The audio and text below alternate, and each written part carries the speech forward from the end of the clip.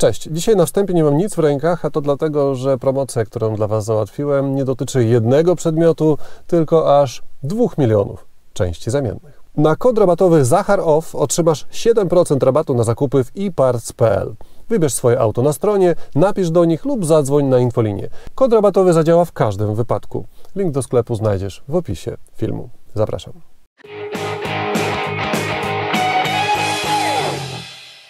Cześć, witam serdecznie. Zwykle w testach aut używanych występuje jeden właściciel i jeden samochód, ale tym razem będzie wyjątek, podobnie zresztą jak kiedyś w tym samym miejscu również dwa francuskie samochody, a mianowicie Citroën C6 były nagrywane, tak i dzisiaj dwa francuskie auta, równie wyjątkowe, równie wybitne. Jak widzicie, Citroën XM oraz Peugeot 605. Zapraszam. Hej, hej, jestem Michał. Cześć, jestem Krzesimir. Przyjechaliśmy na zaproszenie Zachara, za które dziękujemy, dwoma autami, a mianowicie XM i Peugeot 605. Dlaczego dwoma? Od dawna już myśleliśmy o tym, żeby zrobić takie swoiste porównanie tych dwóch samochodów, gdyż są one zbudowane na jednej płycie, ale bardzo różne. Zgromadzone tutaj egzemplarze mają ten sam silnik, tą samą skrzynię, a mimo wszystko bardzo się różnią i o tym chcielibyśmy dzisiaj Wam opowiedzieć. Zgromadzone tutaj dwa egzemplarze, jak widać, są w tym samym kolorze i w tym samym kolorze wnętrza. Nie jest to przypadek, tylko celowe zagranie. Od lat zajmujemy się tymi autami z pasji i przez ten czas udało mi osobiście zgromadzić egzemplarze w tym samym kolorze. Dlatego, że według mnie jest to najbardziej pożądana, najbardziej rzadka kombinacja. Kolor bordowy i jasne wnętrze ze sobą bardzo kontrastują i są po prostu rzadkie. I w tym odcinku zgromadziliśmy tutaj te dwa auta po to, żeby pokazać te różnice, ale jednocześnie przy tym kolory i te całe zestawienie, kompozycja jest ta sama, więc będzie nam łatwiej pokazać, co te tak naprawdę auta różni. Peugeot 605, po francusku Peugeot 605, jest z roku 97, ten jest z roku 2000, ale obydwa auta są po tym samym lifcie, stworzonym w PSA w połowie 97 roku. Co to oznacza? Wprowadzenie nowej jednostki V6, czyli silnika 2.9, które zastąpiło silnik 3-litrowy, zarówno 12-zaworowy, jak i 24-zaworowy. Ten silnik wyparł w 97 i wszedł do wszystkich pojazdów flagowych PSA pod nazwą S94. I obydwa te pojazdy oczywiście mają ten silnik.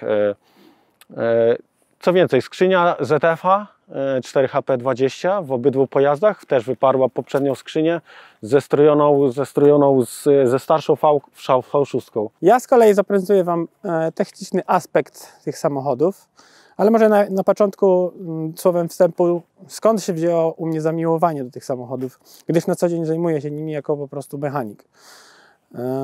Otóż to wszystko się zaczęło od tego, że mój tata wiele lat temu pojechał do Szwajcarii po małolitrażowy miejski samochód, ale niestety wrócił z Citroenem CX z 2,5-litrowym silnikiem w automacie. No i tak to się wszystko zaczęło, że ta przygoda z Citroenem, z tym komfortowym zawieszeniem, ale również i z problemami technicznymi, jakoś przelała się ta pasja na mój zawód. Ten konkretny egzemplarz jest wyposażony w silnik V6, tak jak wcześniej wspomniał kolega. Auto ma przebieg 275 000. Jak widać, nie jest sterylne pod maską, ale ze względu na to, że po prostu pokonuje duże trasy i po prostu się nim jeździ. O dziwo. Dobrze znasz te samochody, bo podobno sam masz też swoją kolekcję, parę samochodów w garażu. Tak, zgadza się. Jestem w posiadaniu 4 XM-ów i C6. Wszystkie jeżdżą, ale nie wszystkie są w tak perfekcyjnym stanie jak ten. Jak widać na załączonym obrazku, ten samochód wyposażony jest w zawieszenie hydropneumatyczne, czyli tak zwane te sfery i siłowniki. Ten natomiast ma klasyczne zawieszenie z amortyzatorami o zmiennej charakterystyce sterowanej elektronicznie. Układ kierowniczy jest też inny, dlatego że w Citroenie jest wszystko sprzęgnięte w jednym układzie hydraulicznym. Ten natomiast ma klasyczne wspomaganie, aczkolwiek też jest progresywny, czyli przy większych prędkościach się usztywnia, tak aby przy jeździe autostradowej czuć się bezpiecznie i pewnie. To samo właśnie z zawieszeniem. Przy dużych prędkościach usztywnia się i powoduje większą pewność po prostu kierowcy przy pokonywaniu jakichś szybkich zakrętów. Stan techniczny tego auta oceniamy z kolegą na praktycznie wzorowy, dlatego że auto przyjechało ze Szwajcarii. Silnik, generalnie cały samochód ma przebieg 170 000 i po prostu wciąż jest w bardzo dobrej kondycji. Nie jest wyeksploatowany, jeździ się nim bardzo przyjemnie, precyzyjnie i po prostu sprawia radość. Moja przygoda z Citroenem XM zaczęła się 11 lat temu. Było to moje pierwsze auto i od tego momentu nieprzerwanie uwielbiam tym autem jeździć. Za każdym razem jak go zaparkuję, zawsze odwracam się głową i patrzę. Tak, to nieprzerwanie wzbudza wciąż te emocje i to właśnie lubię w tym aucie. Jeżdżę 11 lat już tymi autami i wciąż te auta mnie zaskakują, sprawiają przyjemność. Każdy kilometr przejechanej drogi jest po prostu czasem zyskanym, niestraconym. Ja nie myślę o tym, że ja jadę z punktu A do B, ja myślę, żeby jechać, bo ta jazda sprawia mi przyjemność. 605 kupiłem kilka lat później, w 2015 roku, gdy już miałem tych XM-ów dosyć, żeby się nimi nacieszyć, stwierdziłem, że czas spróbować kupić auto bliźniacze. W 2015 roku wpadłem na pomysł zakupu 605. Oczywiście docelowo już marzyłem o tym kolorze. Fart chciał, że w ciągu jednego miesiąca kupiłem dwa z takiej samej kombinacji, obydwa ze Szwajcarii. Jednego odsprzedałem, zostawiłem sobie ten. Jestem z niego bardzo zadowolony. 2 lata temu ukończyłem studia w Mediolanie w kierunku car design i nie przypadkiem te auta stylistyka tych aut została stworzona 150 km od tego miasta, od Mediolanu, czyli w Turynie. Obydwa te auta są bliźniacze. Choć nie widać tego na pierwszy rzut oka. Tego nie widać na pierwszy rzut oka. To auto powstało w studio Bertone, to auto powstało w studio Pininfarina. Francuzi po bardzo wieloletniej współpracy z włoskimi coachbuilderami, po bardzo dużym sukcesie Peugeota 205 zdecydowali się dalej poszukiwać w Pininfarinie linii. Side view auta tworzą tak zwane light catchery, czyli to, co pochłania światło. W tym aucie mamy takie dwie główne linie, które się ciągną przez całą sylwetkę boku. Jest to przetłoczenie i malutkie jeszcze tutaj łapanie światła tej listwy ozdobnej. Bardzo popularne, konwencjonalne, ale bardzo dobre zagranie. Ta linia wieńczy wszystko, cały przód z całym tyłem, jak widać. Później zobaczymy, jak to przetłoczenie się zawija w tylnie lampy i już tutaj na przednich lampach ładnie wieńczy cały front grille z całym błotnikiem przed nim i całą karoserią. To samo mamy w Song. Mamy tutaj tą samą linię, która się zaczyna w tym samym miejscu praktycznie, w jakichś 3/4 lampach i ciągnie się przez całe auto i wieńczy tutaj tylne lampy.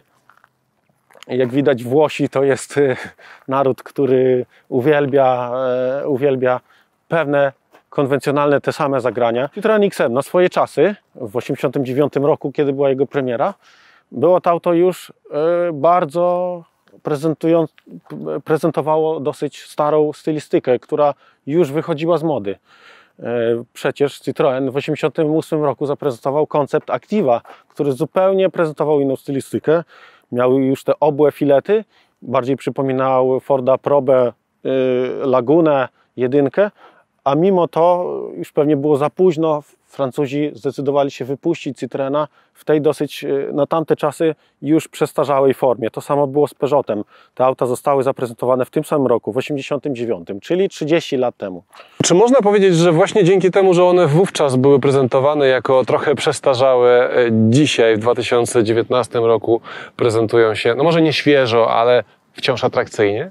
Moim zdaniem nie ma to znaczenia. Ma to znaczenie dlatego, że Włosi We Włoszech po prostu nie przejdzie coś, co nie posiada, nie jest zaprojektowanie w tym kanonie proporcji. Jeśli później zobaczymy na filmie widok tylni tego Peugeota, widać jaki jest szeroki stęs, jak błotniki bardzo się zaokrąglają do tyłu i ten środeczek jest ładnie zwieńczony.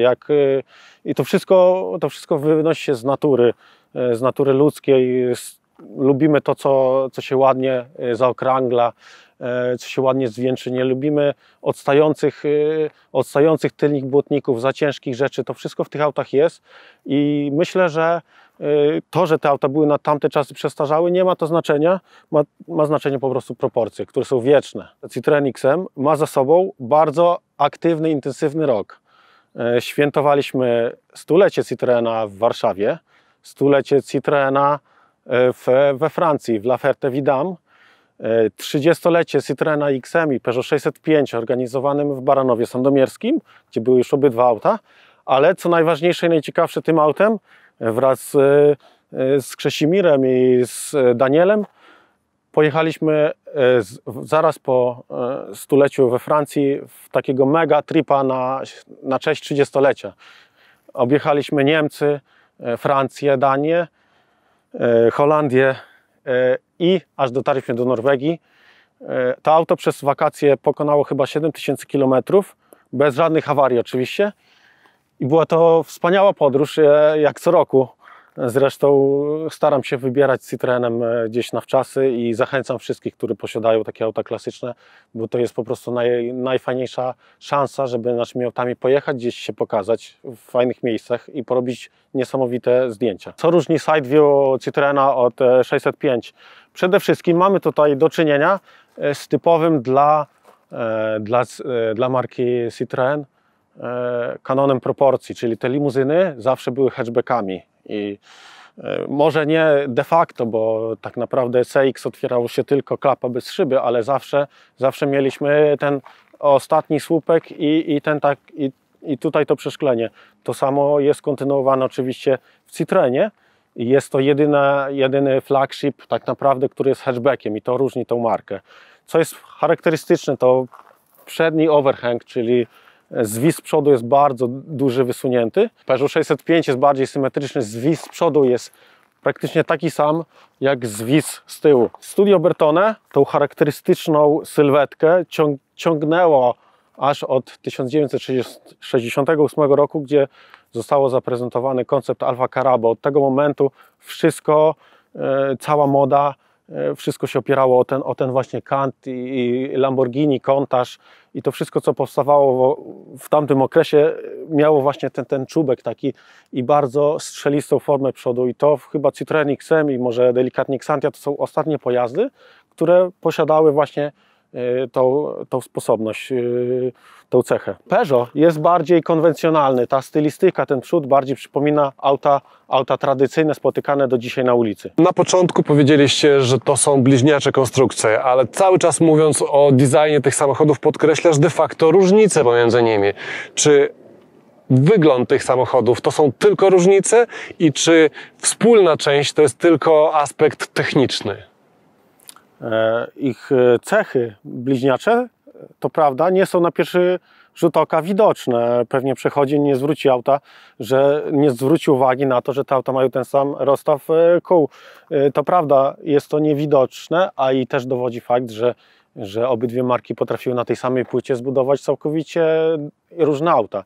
Płyta podłogowa zbudowana przez PSA była takim sukcesem według oczywiście producenta, że została produkowana aż do 2010 roku pod pokrywą Peugeot 607.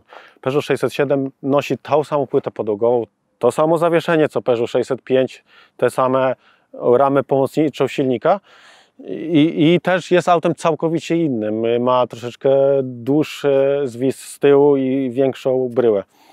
Ale jeśli powiedzieć o podobieństwach, trzeba by otworzyć maski i zajrzeć do wnętrza tych aut i dlatego poproszę tutaj Krzesimira.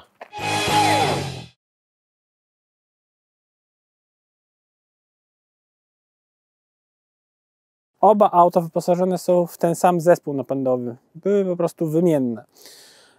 W tych konkretnych egzemplarzach są zamontowane silniki ES9J4. Według naszej opinii najlepsze silniki z koncernu PSA. Są po prostu łatwe dosyć w obsłudze, nie są awaryjne i po prostu działają. Nie ma z nimi większych problemów mechanicznych. Oczywiście są jakieś wady typu przegrzewające się cewki czy wycieki oleju, no ale z drugiej strony co się nie psuje po 20 paru latach. Z takich ciekawostek mogę wspomnieć, że starsze silniki na łańcuchu ZPJ różnica była taka, że Peugeot przez to, że nie miał tak skomplikowanego zawieszenia, mógł jakby pozwolić sobie na eksperymentowanie, czy może dodawanie jakichś nowoczesnych gadżetów, które były dostępne jakby na rynku. W związku z tym wcześniejsze Peugeoty z silnikiem ZPJ były wyposażone w układ ASR. Śmiejemy się, że te auta już tak naprawdę w salonach były w jakiś sposób uszkodzone i coś z nich kapało, albo to po prostu tak jest w tych samochodach. Z racji na swój stopień skomplikowania częściej dochodzi do jakichś drobnych awarii, ale to nie jest tak, że one uniemożliwiają od razu jazdę. Oczywiście, jeśli auto nie jest należycie konserwowane, najgorszym, co może się przytrafić, jest czynnik po prostu czasu zużycia, czyli po prostu korozja. Ona doprowadza do niszczenia po prostu metalowych przewodów, które w momencie, kiedy pękną, unieruchamiają nam samochód i uniemożliwiają dalszą jazdę. Jak widać, są tutaj te tak zwane gruszki. To jest najprostszy element, który można łatwo dostępnie kupić i wymienić. Gorzej, jeśli chodzi o sprecyzowane konkretne podzespoły typu zawór hamulcowy, konżektor czy pompa LHM, która zasila nam cały ten układ. To niestety są takie części, które nigdy nie były produkowane przez żadnych producentów części zamiennych, tylko przez Citroena. A z racji tego, że Citroen już dawno temu zakończył produkcję tego modelu, nie są już dostępne te części w autoryzowanych stacjach obsługi. Co prawda zdarzają się jakieś partie, czy tam leżaki magazynowe, powiedzmy to gdzieś w internecie, na zagranicznych portalach. Tu pozdrawiam mojego serdecznego kolegę Kubę, który jest w stanie wyszukać, wyłuskać każdy konkretny potrzebny element do tych samochodów. Gdzieś z Portugalii, nie wiadomo skądś, z Estonii czy cokolwiek, ale po prostu ma taką niesamowitą umiejętność. No i właśnie do tego się to sprowadza, że niestety siłowniki hydrauliczne czy ta pompa, jeśli one ulegną w większym stopniu w zużyciu, no to cała sprawność układu spada i po prostu auto nie zachowuje się może tak, jak powinno. Dalej będzie jeździć pewnie i bezpiecznie, ale może już po prostu nie być tej radości z komfortu, z podróżowania. A to będzie się przycinało wspomaganie delikatnie ze względu na zużycie pompy hydraulicznej, a to będzie nam opadał tył zawieszenia przez zużyty zawór hamulcowy. To są takie niuanse związane z tymi konkretnymi samochodami, ale tak naprawdę w codziennym użytkowaniu nie są jakąś straszną przeszkodą. To po prostu działa. Nie jest doskonałe, ale z drugiej strony wciąż działa i sprawia przyjemność. Citroen XM, z racji tego, że ma koła 15-calowe, to spalanie po mieście 11, średnio 10 litra. Peugeot już koła 16 cali i od razu ten litr więcej i po mieście, i w trasie. Ja mam miejsce w środku i tak jak zwykle ja pytam o to, czy trzeszczy, czy skrzypi, czy się sprawdza, czy są dobre rozwiązania, czy są złe rozwiązania. To rozmawiając z Tobą, Michał, jako z projektantem samochodów, chciałbym usłyszeć coś właśnie z tej perspektywy okiem projektanta. No bo jak ja bym wsiadł i próbowałbym się wymądrzeć, to bym powiedział, że ależ wielki ten daszek, ależ odważne te nawiewy, takich jeszcze chyba nie widziałem, no i też ogromne przyciski są takie, że naprawdę łatwo się trafię. No i chyba na tyle by mnie starczyło od strony opisu specyfiki tego wnętrza. Jakby to brzmiało w Twoim wykonaniu? W zasadzie to miło usłyszeć Twoje też wrażenie, jako osoby, która pierwszy raz siedzi w Peugeot 605. Ta deska w zasadzie dosyć niewiele się różni od tej deski zaprezentowanej w 1989 roku. Ten kształt jest ten sam, później zobaczymy do Citroena, on bardziej zmienił już po tym 94 przy tym lifcie, bardziej zmienił to wnętrze. Tu mamy cały czas te podstawowe kształty te same, zmieniły się te wloty, jak dobrze zauważyłeś, są one horyzontalne, w przedlifcie były pionowe i jest to lepsze rozwiązanie, bo zawsze we wnętrzu powinniśmy szukać horyzontalnych linii, które optycznie poszerzają ten samochód i tutaj widzimy te horyzontalne zagrania, podłużne przyciski. Coś, jeśli wsiądziemy do nowszych aut, Fordów czy jakichś Opli, widzimy te takie zegary, wyświetlacze i pionowe, takie pionowe wloty, to ja mogę to z całą pewnością powiedzieć, że to po kilku latach już będzie passé. Tutaj widzimy, że to wnętrze wciąż budzi jakąś taką budzi pozytywne emonie, jest harmoniczne. Kierownica jest z ostatniego liftu. Jest, jak widać, już te filety są zdecydowanie inne. Tu już ta kurwatura jest zdecydowanie bardziej opływowa, nawiązująca do mody panującej w latach 90. Tutaj widzimy jeszcze te przyciski, których baza jest właśnie z lat 89, ale jak zobaczycie sobie w internecie wnętrze Peugeota z 89 czy 90 roku, te przyciski są bardziej kwadratowe, te fileciki na przyciskach są ostrzejsze i to były takie zagrania typowo, żeby coś odświeżyć, spowodować, że będzie modniejsze. Jeśli chodzi, uprzedzę swoje pierwsze pytanie, powrócę do Twojego pierwszego pytania o jakość wnętrza, to z całą szczerością powiem, że jest ono w bardzo dobrych materiałów stworzone. Te plastiki są bardzo dobrej jakości, tu naprawdę nic nie trzeszczy i po latach się to dobrze trzyma. To akurat twarde na drzwiach. Jest twarde, się, ale tutaj jest komfort. Podobnie na tych podłokietnikach takich kapitańskich trochę spodziewałem się tutaj jednego wielkiego podłokietnika, jest to jest zupełnie inaczej. Różnica. W XM jest jeden wielki. Czy Was na studiach uczono w taki sposób, że projektując wnętrze już trzeba projektować, że to będzie miękkie, a to będzie twarde? Czy Wy projektujecie generalnie kształt, optykę, iluzję pewną, która ma w środku powstać, na przykład poszerzenie tego wnętrza optyczne, a tematem tego, czy to będzie twarde, czy miękkie, skrzypiące, czy dobrze spasowane, zajmuje się już zupełnie inny dział, prawda? Tak, zajmuje się tym inny dział. My na tym poziomie Advanced Design czy Conceptual Design zajmujemy się projektowaniem form, znajdywaniem kształtów, szukaniem inspiracji, ściąganiem wszystkiego z neta, googlowaniem, kopiowaniem, wklejaniem, szukaniem nowych, świeżych rozwiązań lub w zależności od producenta. Niektórzy chcą bardzo konwencjonalne, Francuzi chcą bardzo nowoczesne. Także to my tym się zajmujemy. Czy to jest jedyna w tej chwili droga projektowania samochodów, czyli tak naprawdę żonglowanie klockami, które już są dobrze znane? Czy jest jeszcze przestrzeń w tej branży na to, żeby powstało coś zupełnie nowego? No, na tym polega zawód projektanta, żeby znaleźć tą szparkę i znaleźć coś nowego. I nie sztuką jest rysowanie non-stop tego samego. Sztuką jest znalezienie coś nowego. Jest to cholernie ciężkie, ale na tym polega cała frajda, żeby zrobić coś nowego. W dzisiejszych czasach powstaje, bardzo dynamicznie się rozwija era aut autonomicznych i tutaj w tych wszystkich studiach Advance tylko się o tym mówi i projektuje się, ale już na tym etapie widać powtarzalność tych wnętrz. To wszystko też się zaczyna powtarzać, więc co chwilę wchodzi coś nowego i o to chodzi, żeby po prostu zaskakiwać, tworzyć nowe wizje.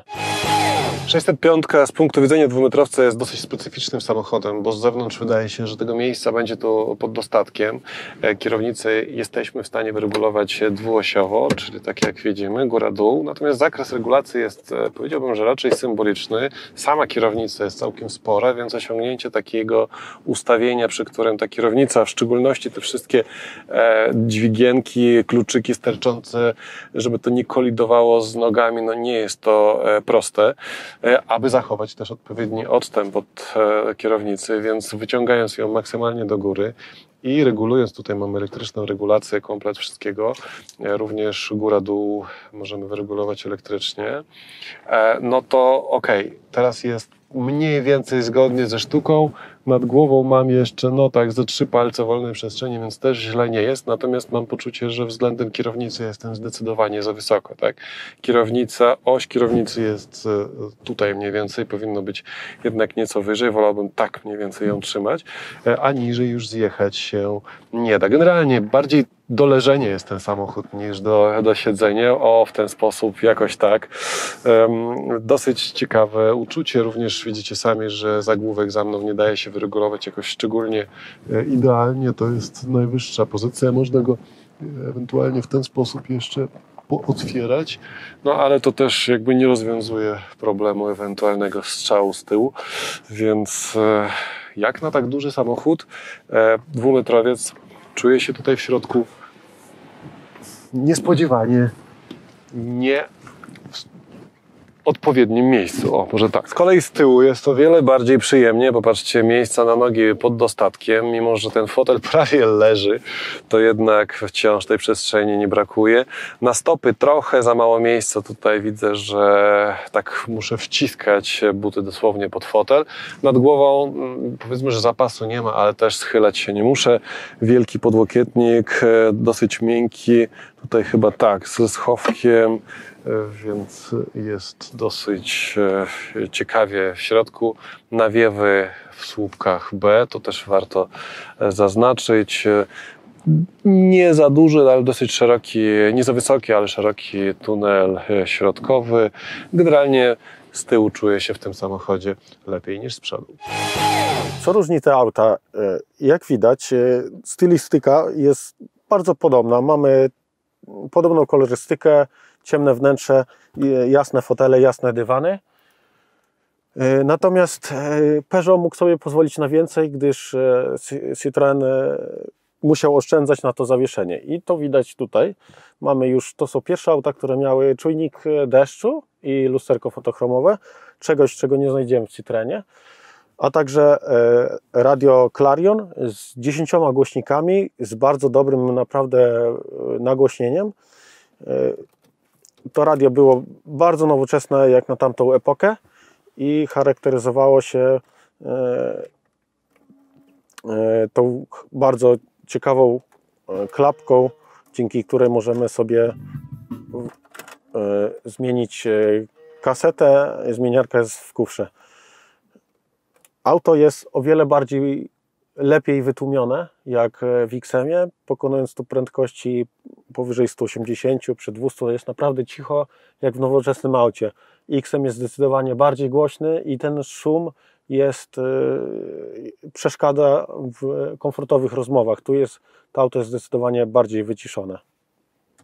Obydwa auta wyposażone w takie funkcje jak tempomat, grzanie foteli, tryby Sport, Winter skrzyni, a także tryb sztywności zawieszenia, o której mówiliśmy. Tutaj się włącza to sportowe zawieszenie, tu aktywujemy tempomat, tu mamy to zawieszenie. Możemy tym trybem wymusić tryb Sport, czyli on będzie częściej przechodził w stan twardy. Tutaj aktywujemy tempomat, jest klimatronik, jest komputer pokładowy i to są takie, tu mamy grzanie foteli, to są takie rzeczy, dzięki którym to auto dzisiaj posiada komplet wymaganych do komfortowej jazdy funkcji. I dzięki temu to auto wciąż się eksploatuje bardzo przyjemnie i naprawdę nie potrzebujemy tutaj nic więcej, bo choćby nawigację i tak każdy używa ze smartfona w dzisiejszych czasach. Coś, co jest bardzo charakterystyczne i uważam wyjątkowe dla architektury tych dwóch samochodów, to jest to, że siedząc z tyłu my widzimy cały przód i całą deskę. Mi w tym momencie nie zasłania żaden fotel, żaden zagłówek. Tylna kanapa jest umieszczona bardzo wysoko, wyżej niż fotele przednie, dzięki czemu tylni pasażerowie się czują bardziej komfortowo, mają bardzo przestronne wnętrze i dosłownie 100% widoczność, taką samą jak ma kierowca z przodu i to jest, uważam, mega zaleta i bardzo mało samochodów, sedanów i aut czterodrzwiowych posiada tą cechę. W większości aut, których siadamy, mamy przed sobą fotel i żeby coś zobaczyć, musimy się wychylać w lewo, w prawo. Tu tego problemu nie ma, tu ja po prostu siedzę oparty i ja mam cały czas doskonałą widoczność. We wnętrzu XM-a ja teraz mądrzejszy o to wszystko, co słyszałem w Peugeot, powiem, no tak, rzeczywiście daszek nad zegarami już wygląda troszkę inaczej, jest taki bardziej otwarty i mamy też zupełnie inaczej zaprojektowane wyloty powietrza. I szczerze powiedziawszy, tak patrząc ogólnie na to wnętrze, ja bym nie powiedział wcale, że to jest zbliżony konstrukcyjnie samochód. No, może dźwignia, zmiany biegów, może ogólny układ tutaj od spodu patrząc może być podobny, ale zegary w ogóle, tak, daszek w ogóle, kierownica zupełnie inna. No, stylistyka tych zaokrąglonych przycisków może jest jeszcze tą częścią wspólną i dla mnie tyle. Nawet, patrzcie, nawet sterowanie fotelem tutaj jest rozwiązane zupełnie inaczej.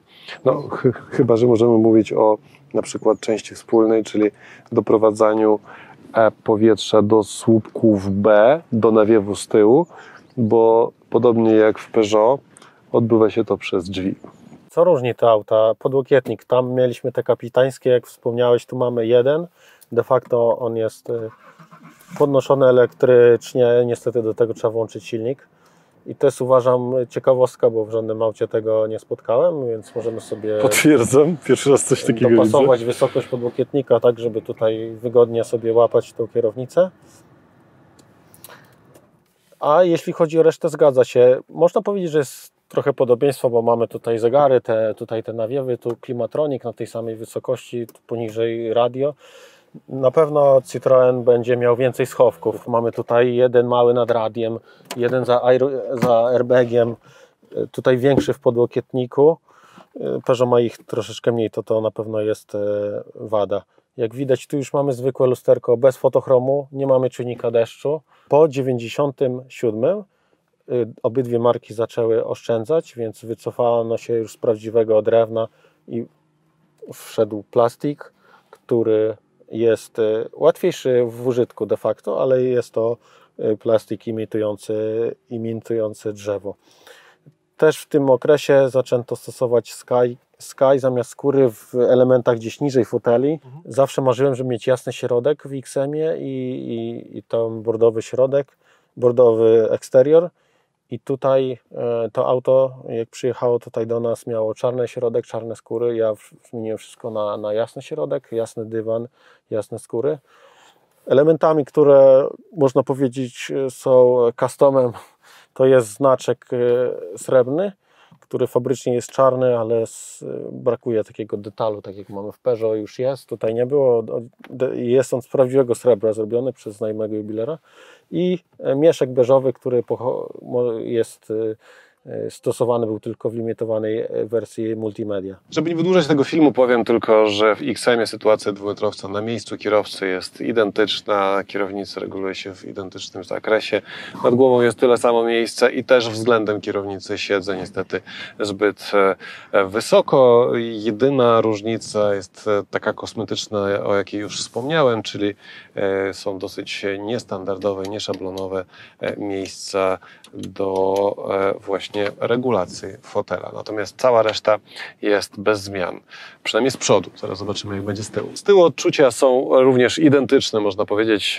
Dokładnie tyle samo miejsca na stopy, dokładnie tyle samo miejsca na kolana i nad głową też dokładnie tyle samo miejsca. Tak samo komfortowy podłokietnik, chociaż już nie otwierany, tak jak to było w Peugeot. Również nawiewy w słupkach B. Podobnie wyglądający tunel środkowy, więc rzeczywiście potwierdzam, pod tym względem są to samochody bliźniaczo podobne. Coś, co różni te auta, co już mówiłem na początku, to to, że to jest hatchback, to jest sedan. I to, co daje główną przewaga Citroena XM, to jest to, że mamy otwieraną tylną klapę. Dostęp do bagażnika jest, powiedzmy, bardzo dobry, ale ulepsza się poprzez otwarcie takiej małej deseczki i dzięki temu mam lepszy dostęp. I wiele osób pyta, do czego służy ta tylnia szyba. Jest to, tak jak mówiłem, jest to jedyny hatchback w tym segmencie i żeby to auto dalej spełniało wymagania tego segmentu i było to sedanem, ale jednocześnie hatchbackiem, zastosowano drugą szybę. Dzięki temu, kiedy otwieramy klapę, zasysamy to zimne powietrze do ciepłej kabiny, Nikt nie odczuwa, siedzący z tyłu, jakiejś utraty temperatury. To samo w lecie, kiedy mamy klimatyzowane wnętrze. Pod spodem roletka. Bagażnik można powiększyć poprzez otwierane fotele. W tym momencie auto ma już złożoną tylną klapę. Jak widać, bagażnik jest duży, co sprawia, że to auto od limuzyny może też służyć jako praktyczne auto na co dzień.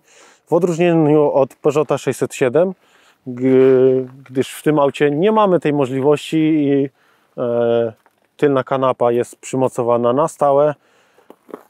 Mimo to bagażnik jest duży, mamy jednak dostęp do małego tunelu. Chciałem na dobrą sprawę przejechać się tylko XM-em na zasadzie, no bo 605 to przecież takie zwykłe auto. No i wtedy usłyszałem, że absolutnie nie, że warto również 605, bo to też jest bardzo specyficzny samochód.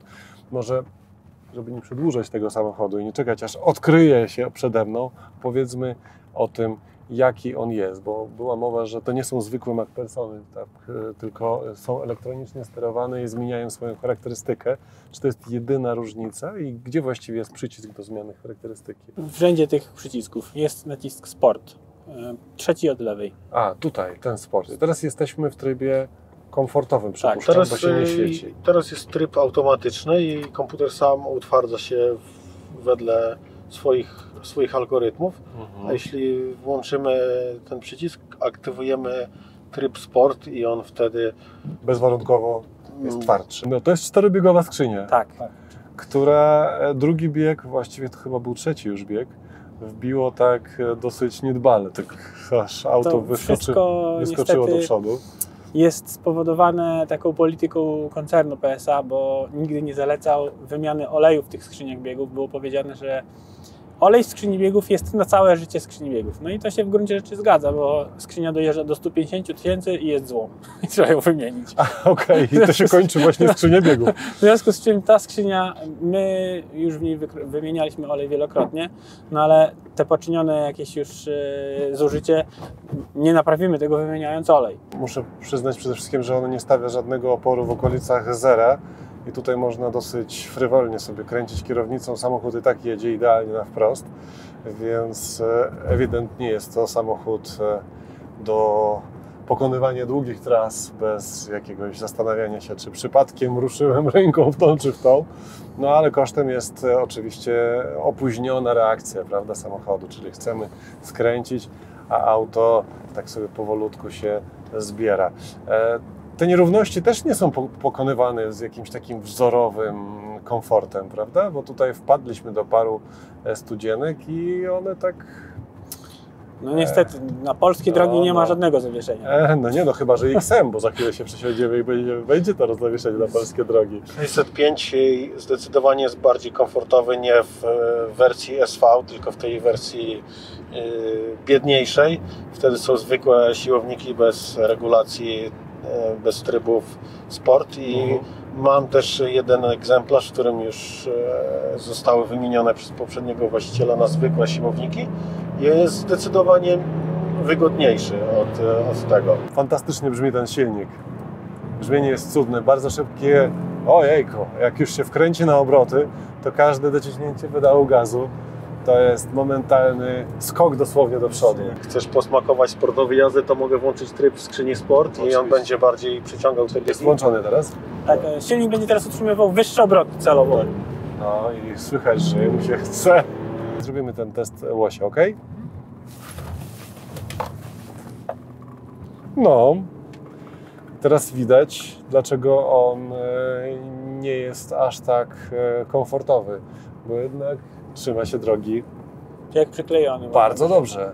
Czego bym się nie spodziewał po flagowym Francuzie, nad którym bym powiedział w ciemno, że Francuzi postawią na komfort i długo nic. Tymczasem to jest auto do jazdy. Wersja w manualu osiąga prędkość maksymalną 250 na godzinę.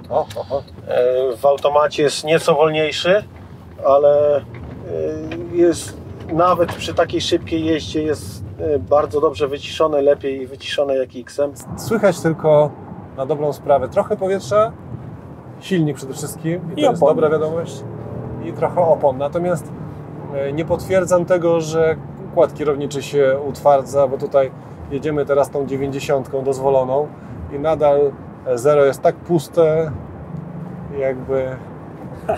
jakby nie było w ogóle połączone z kołami. Wiesz co, jak jechaliśmy tutaj, to Michał jechał trochę szybciej, może to do tego.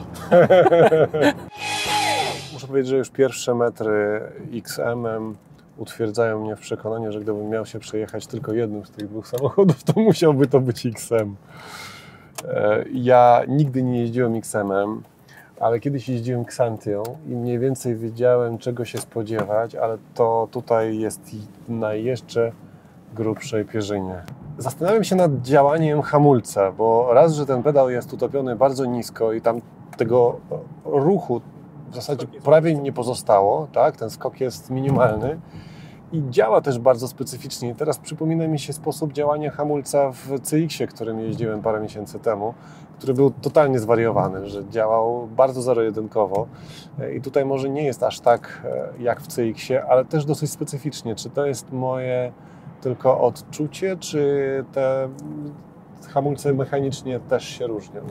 One się tak naprawdę właśnie niewiele różnią. Jeśli chodzi o główny podzespół, czyli tak zwany zawór hamulcowy, to w gruncie rzeczy są wymienne z tym Citroenem CX-em. Jedyną różnicą jest to, że tutaj są zaciski hamulcowe przednie, jeden potężny tłok, a w CX-ie były 4 małe.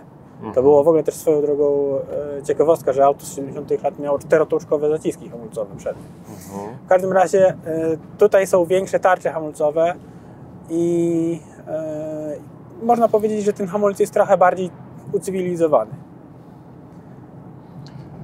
Być może to jest kwestia regulacji, ale ewidentnie różnica jest bardzo wyraźna, że trzeba się, do tamtego nie musiałem się przyzwyczaić, do tego przyzwyczaić się muszę. Mamy ponad 3000 obrotów gazu. Jest lepiej, ale mimo wszystko wydaje mi się, że 605, a to może być tylko subiektywne, jednak się zbiera. Ten samochód o wiele chętniej skręca. Tutaj nie ma praktycznie tego zera, które nie znaczy nic, bo jest minimalny i minimalne, większe odchylenie dalsze kierownicy oznacza, że samochód skręca. Czuć tą hydrauliczną naturę wspomaganie. W pewnym stopniu wytrąca się go z tego zera i on tam wkręca się coraz bardziej. Ale z tych dwóch bliźniaków zdecydowanie wybieram tego, którym jedziemy teraz. Citroen górą. 50, pusta droga na szczęście i jedziemy. Co tam się zapaliło? Czy to było właśnie wcześniej? jest ta sprężynka sygnalizująca o tym, że jest włączony tryb sportowy, jeśli chodzi o zawieszenie. Czyli to włączyłeś przed chwilą. Tak. Okej. On się dużo bardziej przychylił i on miał trochę większe opory na kierownicy. Kiedy wracałem, kierownica na chwilę stała się taka cięższa, musiałem ją troszkę pokonać siłą. To właśnie żeby jest wrócić. hydrauliczne. Wspomaganie. Tak, to jest już, mi się wydaje, coś, co jest czasami taka zwłoka w tych maglownicach cytroenowych. Kiedy robimy takie szybkie ruchy, to po chwili jest taki opór i to jest spotykane właśnie w tym systemie. Muszę po prostu powiedzieć, że to wszystko wynika tylko ze względu na zużycie pompy hydraulicznej, bo jestem w stanie... 275 km. Jestem teraz w trakcie naprawy auta i właśnie tam jest zamontowana fabrycznie nowa pompa hydrauliczna i takie zjawisko nie występuje. Pomimo tych 30 lat od konstrukcji tego pojazdu, w tym aucie człowiek się czuje naprawdę bardzo dobrze. Przynajmniej ja, to jest moje subiektywne stwierdzenie, że ja się w tych autach czuję bardzo dobrze i bardzo fajnie się je eksploatuje. Wszystko jest takie przyjazne człowiekowi. Przede wszystkim nie ma tych jakichś głupich dźwięków sygnalizujących o niezapiętych pasach, o jakichś innych bzdurach.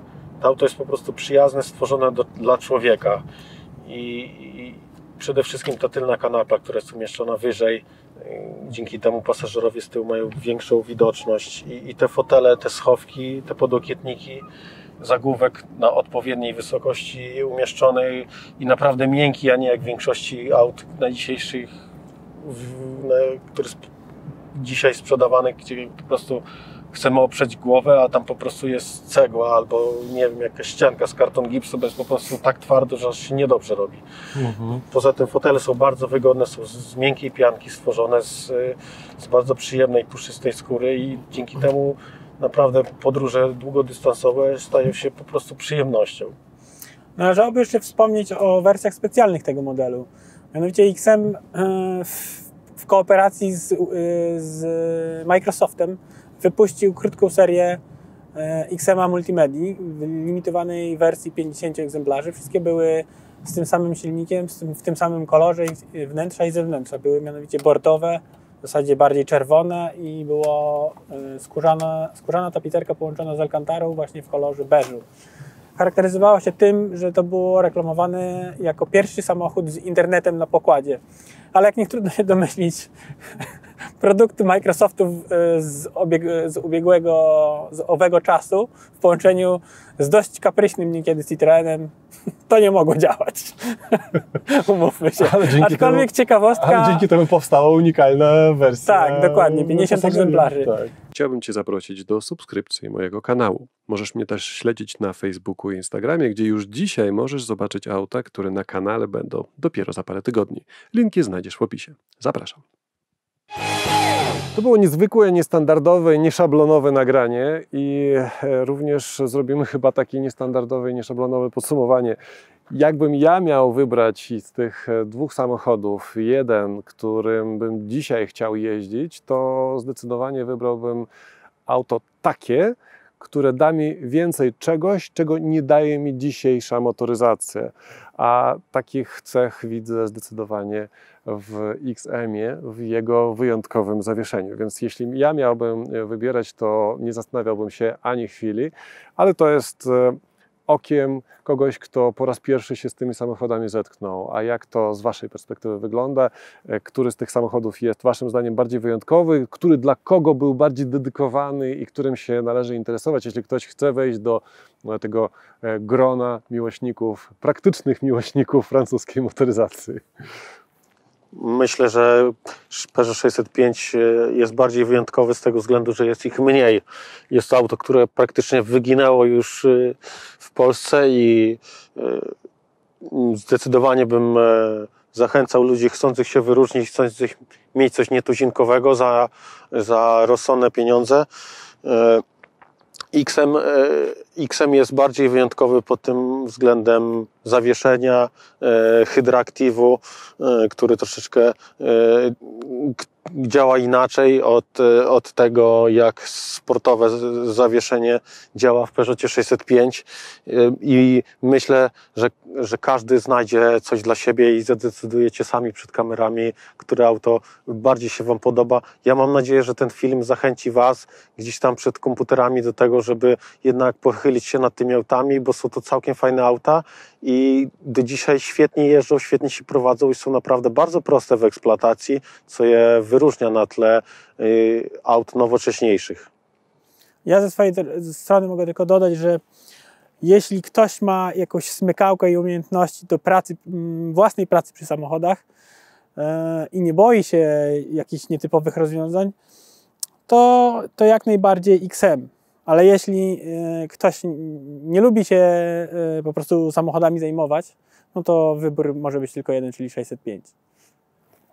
I myślę, że takie spojrzenie z trzech perspektyw będzie wystarczające, aby ten długi film zakończyć. Dziękuję bardzo za to, że znaleźliście czas, żeby przyjechać do Skawiny tymi samochodami. Dziękuję za prezentację tych samochodów, za zaprezentowanie też designu tych samochodów, bo to było spojrzenie, którego jeszcze chyba nie było na Zachar Off, więc też z ciekawością słuchałem tych wszystkich szczegółów, na które codziennie patrzymy, ale nie zawsze je widzimy.